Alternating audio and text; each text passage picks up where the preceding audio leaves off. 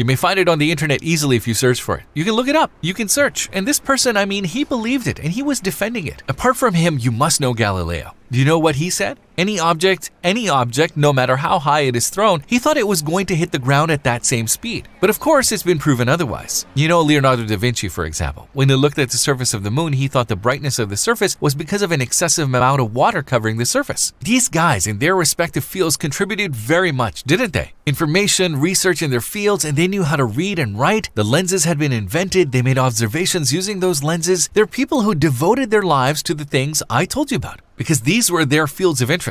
Even in the matters that people were experts, they still made mistakes. However, Prophet Muhammad, peace be upon him, didn't know how to read and write, and everything that came from his mouth, his words are definitely good for human health. Those are the words of wisdom. Even the aforementioned people made mistakes. Hitting the mark every time is actually proof enough that Prophet Muhammad, peace be upon him, is a true prophet. I said I am a deist, I'm a human. And frankly, the prophet is not. I don't believe in him, so I think he was a smart guy, and as per the requirements of his time, he thought it was a mess. To guide them, I think he chose this method himself. Okay. That was a good governing method as far as I can tell. He was able to keep things under control.